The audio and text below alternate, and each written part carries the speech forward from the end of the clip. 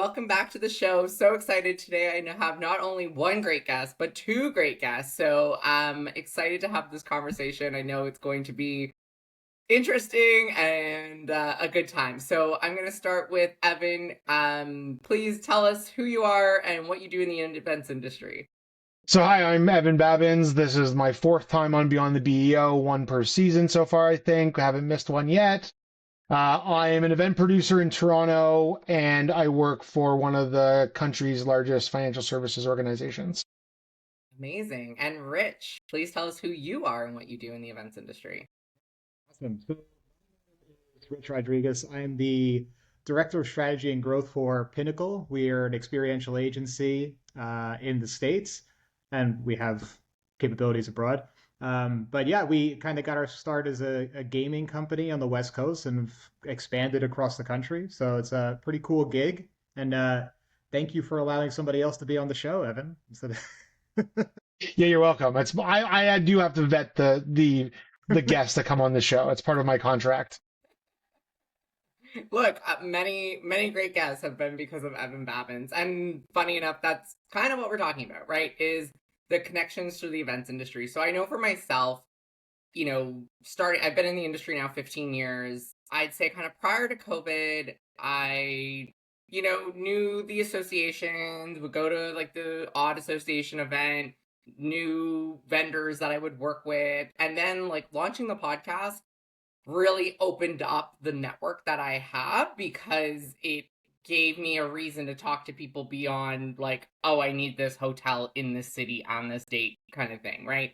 And so I know that both of you are very active on LinkedIn, very active networkers. And so like we're going to talk about how do you do that? Like why do you do that? How do you do that? And like in a meaningful way, because it's also like, I mean, you can go get a bunch of business cards and connect with people and never know who they are again. But like, what is it like? Why is it so important? And I'll start with you, Evan. Yeah, so there's a really fun, like famous story I always tell people when they say like, "What's the worst thing that's ever happened to you in the events industry?" And so the story goes that we were doing an event in Germany. We were doing this massive pharma company. There was like a product launch for new drugs they were selling. 48 hours before the show, I was leaving from Toronto to fly to Frankfurt. On the plane, thankfully, I got Wi-Fi and I got an email from my AV provider who was doing like a $300,000 build for the show, basically saying that they booked another event the same day and thanks, but no thanks. And I called a friend of mine on the plane, like I was like on Wi-Fi, I was like on Zoom, and I called my buddy in New York and I was like, do you know somebody in Germany who can help me out? I have the gear list, I have the pack list, I have everything. Like, is this at all possible? And he was like, let me make a phone call. I'll email you back in 5 minutes. And by the time I landed in Germany from Toronto, I had a new supplier. I had trucks rolling from a warehouse and I had people ready to go for a load in the next morning at 8 a.m. And that all goes to show you that your network and who you connect with and who you know is the most important tool that we have in our arsenal as an event producers, as an event industry. And that is probably the most important thing that you can do for yourself from a personal brand, from a company brand, is just build your network, find your people, and find people who actually care about you and your well-being and not just like another email that they're going to throw into a junk folder. So like it's so important to have a great network. It's so important to have, a global network, which we'll get into, but for me, like, there's nothing else that is more important in this industry than who you know and how you connect with people. Absolutely. And there's no better story to explain that. But Rich, but, Yeah. Rich, I know you're really active. Like we joke that you have some friendly competitions going with folks online, but like, why is it important to you beyond beating certain people with follower count? Yeah. Aside from vanity metrics. Yeah. Yeah, no, so for me, it's I don't have the stories of like having a supplier jump in at the last minute, which what a stressful plane ride that must have been. Um, but for me, it's more when I got into the industry, I fell into it like a lot of event professionals do, and then I fell in love with it. And I really wanted to learn as much as I could and as fast as I could. And to do that, I needed to kind of latch on to these like thought leaders, right? And you can do that, but you have to be cognizant at the same time. If you're asking these people for time and you're not contributing anything to them, you can't really just like bank goodwill and hope that it's a reciprocal thing like that. So I wanted to create genuine relationships with them. And Evan was one of the first dudes that I did that with. Like, so I saw Evan online, super sharp guy, right? Like giving so much back to the community, asking for nothing in any of his posts. And I messaged him and he sent me a list of podcasts that he was on. And he asked for like constructive feedback, right? Now I don't know anything about events at the time, but I can try my best because he asked me for a favor. And I'm taking what you're saying online, like digesting it and kind of like repurposing it to make myself sound a lot smarter, right? So I owe you. So I listened to a few of the podcasts, and one of them was with Dora, right? And I found out that Evan's a DJ, and that's something that, like, granted, Evan, that's like a part of your personality online. I think I would have realized that sooner or later. But there's a lot of people that you just don't get that kind of access to, like personal info to them, unless they're on podcasts like this or the other ones in the industry. And so I messaged Evan and I was like, hey man, like that's really awesome that you're a DJ. I love music. My wife's actually taken a DJ class in Miami. And then we've just been buddies ever since, right? And Lord knows like how much we've like, well, you've helped me a ton. I don't know how much I've helped you, but I've learned so much about this industry, and people do see me as a thought leader because of this is just one example of like things that I've done. Yeah, Liz Lathan, God bless her, right? Like I reached out to her the same way. I'm trying to be like an advocate for her community. When I made my biggest sale earlier in my career, she actually mailed me like a guy ripping his shirt off and it said #1 sales. Like, right. So these are the relationships I've forged with these people. And it's like symbiotic's a strong word, right? But it's beyond transactional. It's like it's always believing in reciprocity without asking for it. But for you to even get to that step where you can achieve something, you need to put yourself out there and connect with these people, and on a level beyond just, hey, we're both event professionals, let's connect. That's fine too. But if you want to dig deeper and get into the real relationship, which is what makes this industry so special, you have to put in the work, right? Do a little research and find something that you click with. Because I guarantee you, it's event marketers are a very special breed. There is something that they do that I'm sure you can relate to beyond work. Yeah, and you kind of called it like the reciprocity. I like to call it like the corporate karma. The idea that I will connect with folks and I'm happy to like if someone says, "Oh, I need a planner in this city," or have you been to this venue, or a good, swag or like DJ or whatever the ask is. It's also the idea that it's not necessarily that will come back to you and not necessarily from that person, right? So you might refer them that but it's just that you're building up that good karma. And I always say, like, people know that when you're the person who only calls when they need something, right? And so you don't ever want to be the person that when they take the phone call, they're like, oh, right? Like Evan's example of horrible event experience. He's calling someone. I'm sure that was not the first time he had talked to that person in 5 years, right? It's not, oh, yeah, all of a sudden I'm in a pinch and I'm reaching out to you because I'm in a pinch.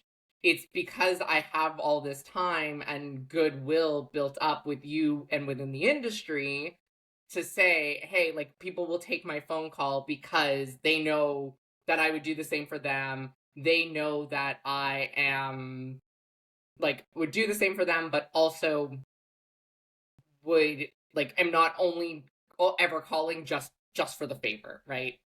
I think it also goes further than that too. It's like, not only am I calling people or whoever it is, because I know that person will answer the call and will, be there for me to help, but it's like the opposite too. It's like in Rich's example, right? Before I met Rich, no idea who he was, didn't exist in my world, whatever. And all of a sudden, here's Rich, and it's like, we've never actually, to this day, we have never done a piece of business together, but we are closer than if we had done business together for whatever companies we were at, right? And it doesn't need to be a transaction. it needs to be like, if Rich calls me and he's like, hey, I've got an event in Toronto and we're looking for a local, like, whatever person to help, or labor or whatever it is, like, he knows that, like, I'm going to give him the answer. I'm going to tell them someone who I know will then represent me in the way that I want to be represented. So it's not even like just my relationship with that contact, but it's like, if I'm going to refer someone to you, it's my reputation on the line based on how that person who I refer acts and deals with you and whatever. And like, that's really, I think even that's even more important as a relationship than the initial one-to-one, because I don't know, like, let's say, for example, like, Shando, like, you need a trade show booth set up in New York, for example. So I'm like, hey, I think you should call Rich. He's at Pinnacle and he'll do a great job for you, and he'll have a team who can set up and do everything and all this stuff, right? And let's pretend like you guys didn't know each other at the time. It's more important that my relationship with Rich is so solid that I know that he will deliver over and above what he normally would, because not only is he representing himself and his company, he's also representing our relationship towards you as a new vendor, as a new client, right? And so that, to me, that's where the cultivation and that's where the relationship management comes in, where it's like, yeah, you can know all the people in the industry, you can know all the vendors in all the cities, but if, when you refer someone or you recommend someone, if they do forgive my language, they do a shit job on that project, it looks terrible on the person who referred that vendor or that partner, because it's not only it's the vendor's relationship, it's also my relationship. And so when I build my, network of people and of friends and of colleagues and of industry connections, I'm like always looking to be like, is that person going to represent me in the best light when I refer them to somebody else? Yeah, that so true. Literally happened, right? Evan, Yeah. you like you you told Shandor to reach out to me about a deal when I was at my last company, Yeah. and it fell apart for a variety of things, but Mostly both of us not being there anymore. But yeah, that'll throw a wrench in it. But obviously, the interaction was good enough that, like, I'm welcome on the podcast. You know what I mean? So that literally exactly happened. You trusted me to represent you and Shenandoah. I did the best I could at that place. We all did the best we could, Rich. Yeah. So no, it's a very important thing to think about, right? Because it's like you can go. I can meet 100 AV providers, right? Like South Florida is a bad example because I'll call 10 of them and one of them will answer, but Yeah. I can build a book of like these AV providers, but if I'm just building it to get like 3% referral fees and not caring about how they represent me to these people that are going to be in my circle for the rest of my career, most likely, it's an awful look for me. And my old boss said it. My old boss said it. But reputation is earned in drops, right? And spilled in buckets. So you really can't mess around when it comes to stuff like that. Not in this industry, at the very least. Like And that, honestly, this, like, we talk about the industry being so big, but it's also so small at the same time, which is like also why it's like so cool that, like, we are all here together on this show, which is like hilarious on like so many levels.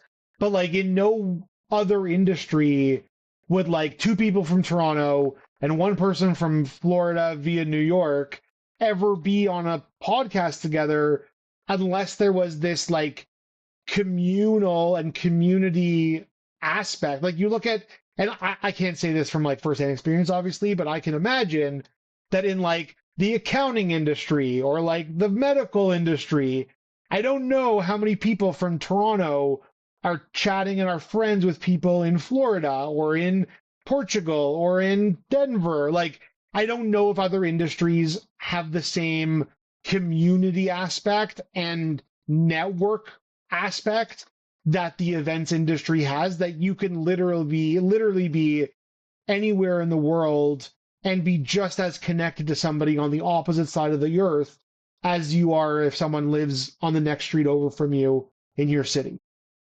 And the international thing is really a really great point to bring up, because I think, like I mentioned, prior to COVID, I was mostly planning in Canada, mostly attending events in Toronto. mostly building a network there. And, with the podcast and different roles that I've had, it's really expanded to, throughout North America and quite a bit of Europe. It has served me, right? Because I'm happy to refer, like, I now have people kind of coast to coast in both countries of, oh, you need a planner, oh, you need an AV person, oh, you need whatever it is. I likely have someone that I've connected with through the podcast or through events, that otherwise wouldn't, right? And like you said, we keep going back to your initial story, but you're going to Germany.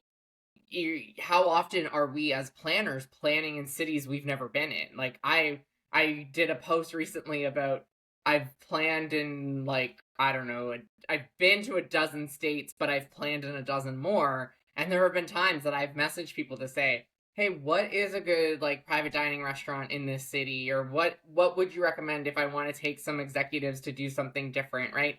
I think, like, it's a risk to not build your network outside of, like, your bubble, because it's easy to think, oh, well, I only plan in Toronto, or I only plan in New York, or Texas, or whatever, wherever it is that you plan.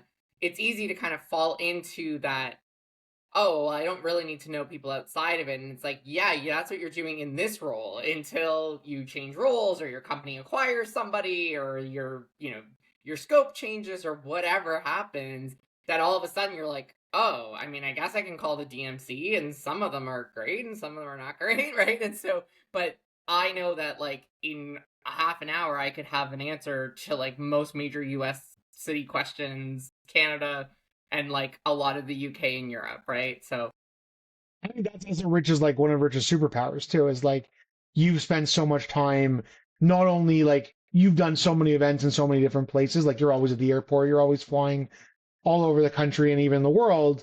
And I think you're like a huge asset, Rich, in like that capacity as well, as like whenever people need something in other cities that you've been to or you've worked in, with your network and building your network, you've always been able to like help out in those questions. yeah, Yeah, for I sure. try to, right? Like, and that's when I moved to Florida 2 years ago, what I really wanted to do was like, I would love to help local businesses, right? So that's why I really tried to find like, but so I met Dylan specifically because of Dylan Shinholzer, right? I Yeah, met him yeah, yeah. because I referred a videographer to him, and I wanted to find somebody like near me that I could give business to and that I trusted. And I've given him multiple gigs, referred him multiple gigs since then. So yeah, all of us like to be trusted like solutions providers, right? And while not everything's like under our purview, it feels nice to be able to say yes, I can help you with whatever avenue you need. But again, unless you do the legwork and connect these people, you won't be able to do that. And like speaking for me personally, a big part of my agenda for connecting people and to being so omnipresent online, aside from the fact that I'm like a sales guy, it's personal branding, right? Because the more people that know you and know what you're about, the more benefits there are down the line. So like I can safely say I would not have this job that I have right now unless I had put in so much work connecting with people. For sure. Yeah, definitely. Definitely. And I mean, Rich, I know you talked a lot about online, but what about, like, in person? Like, how are you building your network with people outside of LinkedIn? Although your LinkedIn game is great, like, what else are you doing? Maybe on the internet that's not LinkedIn, but in Well, person too. yeah, we could the internet thing we could talk about. For, like I said, well, I wasn't kidding when I said omnipresent. Like I'm helping like college kids like on Reddit try to get into the industry and stuff. I really just try to go everywhere I can. But in person, it's the most powerful way, right? Like people can tell right away if you're authentic or not. I actually just reached out to my local PCMA chapter to be on the live event committee. Mm, So that will give me access to people in at these industry events where it's not like you're at a trade show or you're at like a user conference and everybody's trying to like to not be sold to. This is kind of meet them where they are, where we can talk about the industry and trends and share insights and network with them there, right? So I'm kind of starting on like a local chapter for in person, but like IMEX is, IMEX is basically like the family reunion of event professionals, and to put things in perspective, I don't have any clients that would be at IMEX, right? Like when I was at companies that were just exhibit houses, we weren't going to build anything at IMEX, but I was connecting with all these event professionals that I had only seen online, right? So if you were interested about something online, I can, and that it stood out to me, I can take that little nugget and talk to you about it in person. And the reception you get is incredible because it's, wow, this person took the time to like try and read about me or learn about me. And now they sought me out in person so we can talk. That, David Stevens is a great example, right? David Stevens, you could not connect with him on LinkedIn unless you knew his email. So at IMEX, I heard one of his talks, his wellness talks. Went up to him and I was like, "Hey, dude, like you're doing really cool stuff online. Love to connect with you, but I don't know your email." And so we did the in person thing, and now we're buddies. We text all the time, much to his chagrin, but I text him all the time.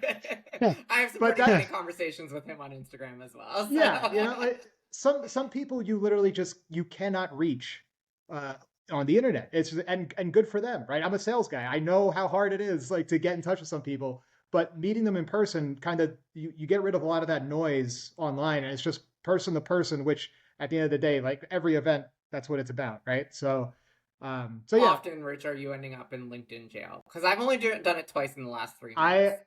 Okay, the only time I have ever been in LinkedIn jail is I worked for this event agency, loosely say that. And basically they outsourced their sales team, right? I didn't know what the hell I was doing about sales or events. And I was just recording, I don't know, like 50 Loom videos a day and just dropping them right into messages, like cold DMing people on LinkedIn. And I was connecting with people so fast and messaging them so fast that they were just like, you clearly can't be human, like, or you're doing something wrong. So that was the only time. And that was like pre-COVID. I've been very good since. Oh, I've ended up twice in the last once from a virtual event and once from CME. I was like, I don't even know what LinkedIn jail is, to be honest. So if you try to connect with more than 100 people in a week, it makes you wait until next week. So okay, gotcha. I gotcha. Yeah, like any I've advice never to had people that that are like problem. starting out. Yeah, like you have to warm up your account, right? So if you're trying to like really scale and brand yourself, do like 25 connections a week, then do like 35, then 50. If you just jump right to 100, they assume you're a bot or you're paying like a tool to do it, and they'll ding you. Yeah. And I think or just throw you right in jail like Shenandoah. So. They also want you to pay for premium. I did get a notification. It tells you like, oh, you're approaching your like weekly limit. Do you want to pay this money? And I'm like, no. No, thank you. No, thank you. Thanks for the heads up. 100% cash grab. I'm like, no. I'll just save these people's like LinkedIn profiles and connect with them next week. So, and then Evan, I know you're definitely very present online, but like same question to you, like how are you connecting with people off the internet? Yeah, so to the US there's IMEX, to Canada there's CME, and there's CSE Live. So there's we have two events that are like kind of our main hubs of connecting with planners and vendors and other industry connections. And so we use those obviously the same like IMEX as your like yearly check-in with people, yearly like see you next year at CME or like see you this year, whatever it is. But not only that, I think it's important to get out to other things in the industry, whether it's, someone's hosting a dinner networking event at a bar downtown, or, someone's doing a dinner here or a dinner there, like not official industry things or like association-based stuff. But like when you have different people or different venues that do open houses, or venues like going to do, like I just got in my inbox the other day, like there's a venue that's doing like a call for planners to come in and like see the space, and they're doing a new menu for the fall, so they want to like pre-launch it to the event industry, ahead of the launch to the public. So any of those kinds of things is like really important. And then I think it's also, and this might be a hot take, but I think, and a lot of people I think shy away from this, but a lot of companies have like social committees or like those kind of things within your own company. Getting on those, I think, also is a great place to like connect with people in the industry and not in the industry. I think I've been on that in every job I've been in so far that I've had one. And it's a great way to like plan events for your company using vendors who you know and like and want to work with, obviously. But then it's also like you're connecting with people inside your company who may want to get into events or may like to do events but don't know like how to do it and need guidance and support and help. And so if you can join those committees and really lean in and help these people, maybe it'll give them a new avenue that they want to maybe change their career or they want to join the industry or they want to do some other stuff. So I think that's a great way of connecting with people offline. I mean, I think online's a great place, but it's not the be all and end all. I think going out and seeing people, going to vendors, going to meet new people, going to showcases. There's a lot of like event showcases that we have all over the country and across the world. Like even like this week is like Skift Meeting Forum in New York, like happened yesterday. Like that's like obviously a big event on the East Coast. There's not many big events like that happen on the East Coast. A lot of them more happen in Vegas and other areas. So if you have the ability and you can get to those events, I think it's a great place to be and a great place to see people. And then just reinforce that like connections that you make with people online, that your real sort of cultivation, is really in, like Rich said, is in that one-to-one in person. You're not behind a screen. You're like, hey, let's go for a drink, let's go for coffee, let's go for dinner, let's go to this thing together, and just like make it a vibe and just get off the computer as much as you can.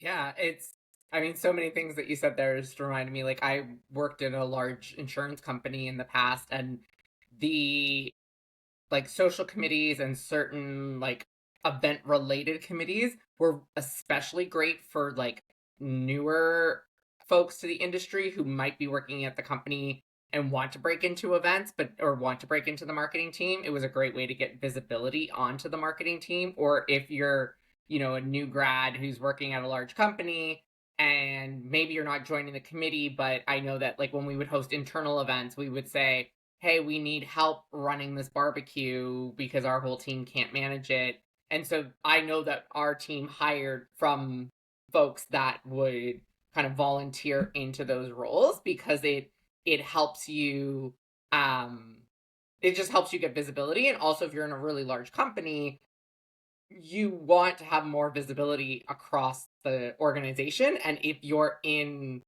committees, like that's a great way to do it, right? Because your team might be one of many events teams, right? Like if you're working in a smaller software company like I did for a lot of my career, I was a team of one or two, but I know that there are some large, banks, insurance, like accounting firms that like there are multiple teams of events people, right? And so you might want to get into a different side of it, and like that's how you're going to find those folks. And then I would also add that you can look outside of the industry too, right? Because you don't necessarily want to be at a point where your only connections are events people. And this might be a little bit more relevant to like freelancers or people who own their own events and agencies. But I also know like if I'm going to regular networking events, that people will know that I'm an event planner and might ask me, hey, do you know a planner who can help with this? Or it's my wedding and I need a decor person. Like, it will also help to connect with folks outside of your industry. Like you got to get out of the bubble a little bit once in a while to really make it grow. Um this has been so great. We're already coming to time, which is not a surprise. I'm sure we could film. I think we joked that we could record probably a dozen episodes in in one sitting with the three of us. But we'll wrap up here. So, Rich, I'll start with you. Any last thoughts about connecting with folks and where folks can find you if they want to connect with you? Uh, yeah, I mean, you can find me anywhere you look online. It's not difficult, right? Look at my LinkedIn. Uh, my wife's best friend has like a very easy thing, right? And she just says, if you like something, just get involved, right? There are free like event Slack communities. You sign up with your business email. I promise you, if you find somebody in there and they say something that you resonate with and you just want to do a quick one-on-one, they will be overwhelmingly accepting of that time. This industry is just a lot of people that want to give back and truly network and build relationships. So please take advantage of that because not every industry is like that. I think the three of us could probably attest to that. Yeah, just get involved. That's it. It's take advantage of the kind spirited people in this industry, and you'll be amazed at what you can find out. Amazing. And then same question to you, Evan. Anything final thoughts and where people can find you online? Yeah, like Rich said, I'm all over the place. Instagram, LinkedIn. You know where to find me. If you don't know by now, you probably should. And yeah, I think I'm just like all about connecting with good people, who want to benefit the industry and want to do better for everyone around us. Yeah, always happy to chat with new people in the industry, seasoned people in the industry, with anyone who'll give me a microphone, because there's definitely no microphone that I won't say no to. So yeah, I think that's really what it comes down to is like, let's chat, let's keep the industry moving forward, let's keep those connections growing, and I think it's the industry has become more community based versus competition based in recent years, and I love to see that. I love to see that continue to grow, and I'm a big fan of that. So yeah, happy to chat with anybody and anytime. Amazing. Thanks so much for being here. Thank you. Thanks for having us.